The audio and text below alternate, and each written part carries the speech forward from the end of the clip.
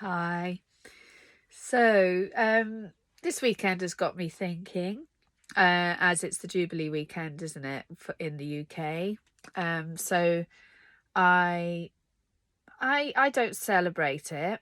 I'm not much of a royalist. I don't really um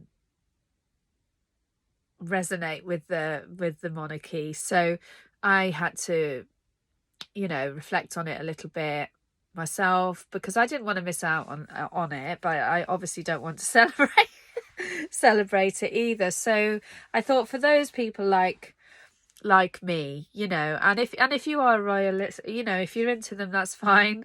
you know um do as you will and enjoy yourself, isn't it? But I mean, most of the weekend's over now anyway. But I just decided I'd do a video for those that don't resonate with the monarchy, and what we could do with this energy and of this time. And yeah, so for me it's about finding your own inner king and queen, so becoming and mastering your ability to be a king or a queen. So obviously this doesn't mean it's in the same way as what we are taught. Basically we're taught that there is authority and that, the monarchy are the rulers of the land. But the reality is that we are our own rulers of ourselves. We are our own sovereign beings. So we do not need to have an authority like that over us. We need to find the authority within ourselves. And should be the case whether you're into the royal family or not. So this would resonate with anyone, because it's about finding your own power and not relying on figureheads to look up to. So you look up to yourself and you look at yourself and you see your best qualities and your best abilities and the power within yourself to be able to be your own master. And that's basically what it is about, and trusting yourself above all. So it's about not looking outside of yourself for answers or for saviors or for rescuing or for advice or anything like that. It's about looking within yourself. So in the tarot, it's interesting because we have 4 queens and we have 4 kings, don't we? And they align with the different elements. So the air element. Oh, what I wanted to say was basically, if you want to, I thought it's quite nice to have a certain energy to align yourself with, to empower yourself. So the different elements, you could pull in a very different element, or you could pull in all of the elements, or you could pull in one specific element. So the different kings and queens, could be helpful for that. So basically, the king and the queen of swords are ruled by the air. So they are the analytical, the logical aspect of the king and the queen. So this would go well with anyone that's an air sign, if they want to. But also, if you're a fire sign and you find yourself, you're too passionate, you're too impulsive, it would be good to call on the king or the queen of the sword and the air to be able to structure yourself a little bit more. So it could and learn from objectiveness, and also learn from thinking before doing, basically, because the king and the queen of swords, they don't sorry about they don't act on impulse. They're very, very thoughtful and clear. So when they do communicate and when they do act, it is decisive and they know exactly what they're doing. So the sword, they wield the sword of truth, basically. So it's all about the truth. So if you resonate with this aspect, you could bring in the energy of the Queen of Swords or the King of Swords for yourself this weekend and over this time as well. Let me think about anything else about them. The sword to me represents the mirror. So it's about looking at the self and reflecting before doing anything. So it's always looking at the self. Okay, and not being overly emotional, not being led by the heart, actually being led by the mind, and being led by um, what's the reality of a situation. And it could be that's what's needed by some at the moment. So if that's for you, you bring in the energy of the King of Swords or the Queen of Swords, and that could be your king and your queen right now. But like I said, you could have all of the energies, all of the kings and queens. It doesn't matter. You find your own way. But I just thought it was quite nice to have something to reflect on like this. Okay, so next we have the King and Queen of Pentacles. So they're quite different to the swords, because they're all about the earth, they're all about nurturing, and they're all about practical things as well. And they're very much to do with growth. And as you can see, they're surrounded by nature. So it's all up to do with fertility and growth and practical things, and putting energy into the earth and putting energy into the physical reality to be able to develop and grow. So they're practical, but they also have that little touch of magic and that little touch of I'm trying to think of the word, touch of wisdom that comes from their relationship with the earth as well. So they're able to draw on those energies of abundance and a plenty for yourself, and also they're earth related. So somebody that's an earth sign may resonate quite well with the Queen and King of Pentacles. But it doesn't, like I said, you don't have to be an earth sign. So for example, if you find you're too airy-fairy, you live too much in the mind, it would be very good to draw on the King and Queen of Pentacles to be able to ground yourself and get into a more down-to-earth place rather than being up in the air, if that makes sense. So I love them. The King, there's the Queen, and there's a little rabbit there, and there's the King. He is just full of, it's plentiful. It's very Taurian as well, as you can see, because Taurus obviously is one of the earth signs. So it's very, very Taurian.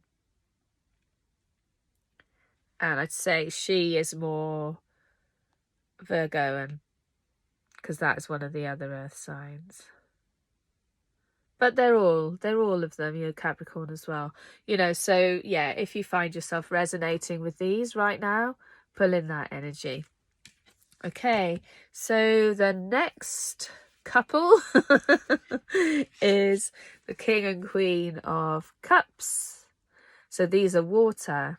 So these are all about emotions and feelings and being guided by your feelings. It's really good to be guided by your feelings, but sometimes our feelings can take us be over exaggerated, so we would respond to everything emotionally when it's not always advisable to respond to everything emotionally. But the King and the Queen are they're the masters of the elements. So if you were a master of your emotional life, then you would know when you were going too far and you'd be able to rein it in. So it's not a negative thing at all. And it's the same with all of them. So if you feel you need to touch on a bit more of your emotional side, if you feel your emotional side is a bit blocked and you're too practical or you're too analytical, logical, these are all about subjective. These are all about coming from a place of your feelings and your heart, and you're guided by your heart. And very much heart orientated. So this would be the sign, the water signs, and relate with the water signs, like Cancer, for example, Pisces, and Scorpio as well. But yeah, so if you are one of those signs, you probably are well versed in the in the water sign, you know, the energy of the water sign, you know, the feeling element. So it would be good for you to possibly draw on the energy of the wands, for example, the king and queen of the wands, because they are fire related. So they will give you that drive and pull you out of your wateriness and give you the ability to manifest. So yeah, that's just an example. So now we have the king and queen of wands. Like I said, they're fire. So they're about acting, and acting in your own power, believing in your own power and your ability to move beyond mere thoughts, move beyond mere feeling, and to just act on appropriate action, I'd say is the word. You're not acting on impulse. It's appropriate action because you're in balance. Your king and queen is in balance. So it's appropriate action. And the queen there has the little cat, so she's very intuitive. So she can sense and feel when it's right. This is very Leo, because obviously Leo is one of the, as you can see from the sunflowers, Leo is one of the fire signs, and you can see the lions there as well. And the king, I'd say he's more Aryan. He's more like an Aries. And then you have yeah, sorry, lost my thread then. I'm just looking at that little lizard. He sort of distracted me. Oh, yeah. So anyway, so the king and queen of wands would be what you call on if you really want to get something going, energize yourself, you know, bring something to fruition that you've been had on hold for a while. You know, you would call on the king and queen of wands. So I guess it's whichever king or queen you feel you need right now. You know, like I said, the king and queen of wands are what you need if you need to put something into action. The queen of cups and the king and queen of cups are if you need to connect with your emotions. The pentacles are if you need to get something going, like practically, if you need to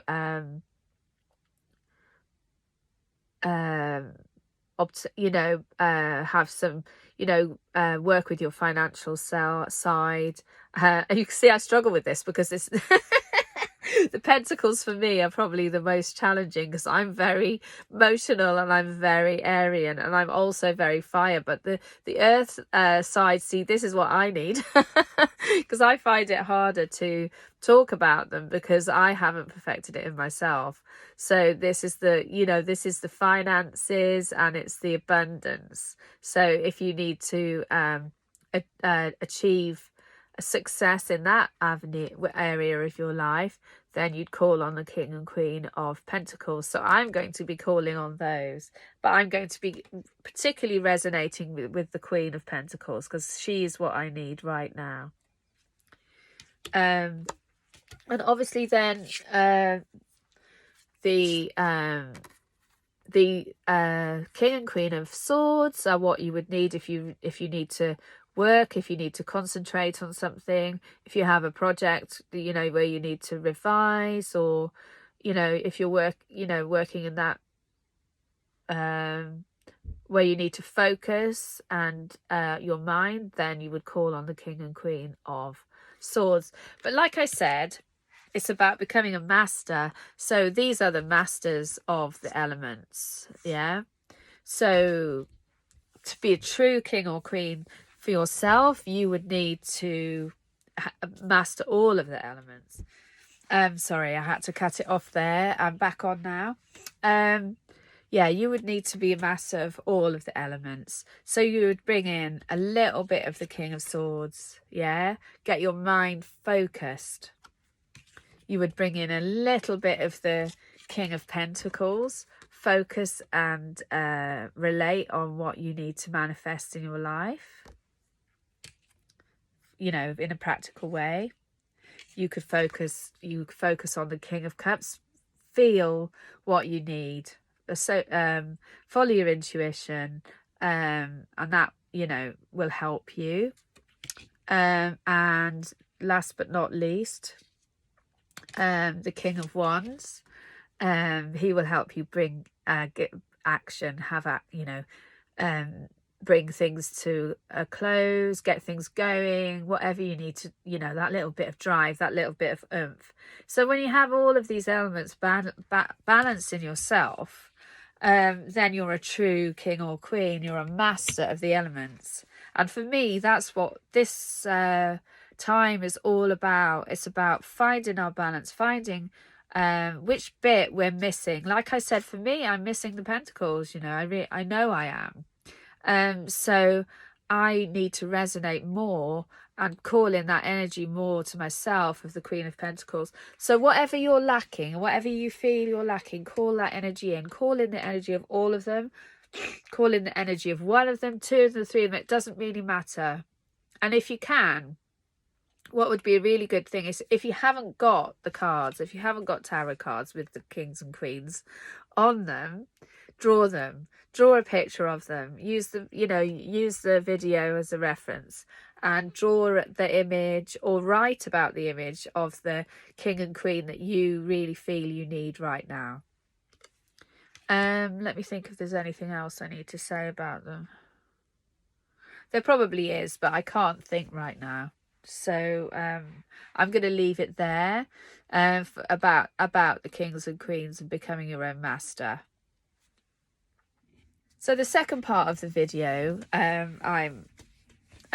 we're now going to talk about is the fact that Saturn has now gone retrograde. So previously, just on the 3rd of June, we had Mercury retrograde, which can cause problems in communication. It can cause problems in technology. It can cause problems in all of those Mercurian aspects of life. So things can kind of fall apart. It's like the trickster energy is around, sort of not allowing things to fully flow and fully work out. Really can be that, but it also you could do a lot of reflection in terms of yourself and your own relationship with that aspect as well during that time. So but now we have Mercury is now going forward, so communications should start flowing a bit better.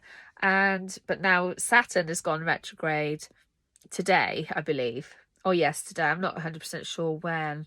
So Saturn represents the father figure, or the authority figure. Sorry, I'm just getting my cards in your life.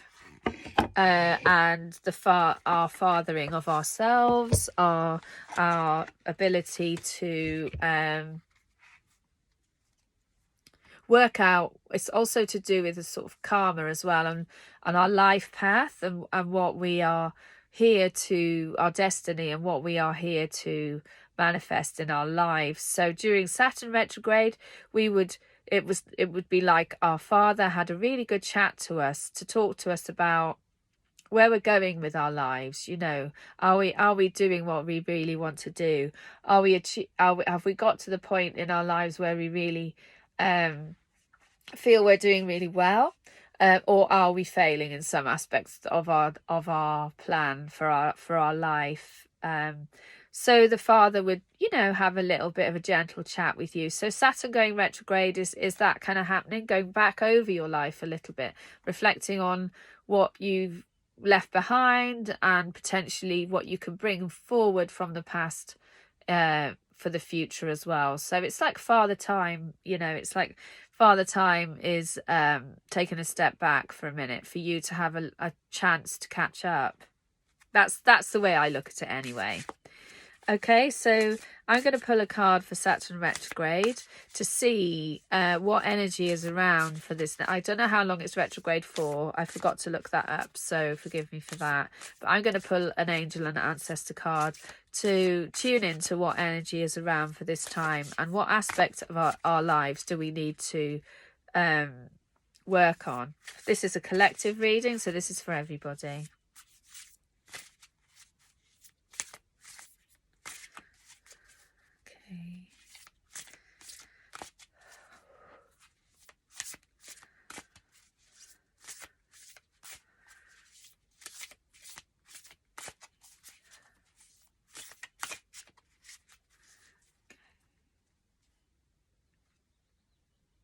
Oh, wow. Amazing. Amazing. I always find them amazing, don't I? So we have the Knight. Be brave and be honest. So that is what the energy of this time right now is. Be brave and be honest. The sword of truth, isn't it? Again, like when we were talking about, I was talking about the King and Queen of Swords. It's very much like that. But he is more of a warrior energy. So he's not sitting back. He's actually active. So he's like almost like a blend of the wands and the swords, really. So it's really beautiful. Have a good look at that. I'm trying to hold it steady. It's quite hard.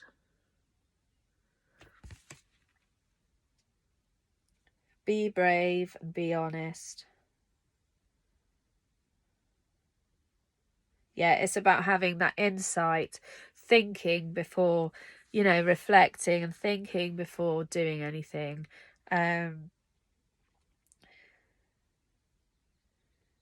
Because to be brave and to be honest is really difficult, isn't it? It can be really difficult for some people, because honesty requires a lot of strength. A lot of people pussyfoot around,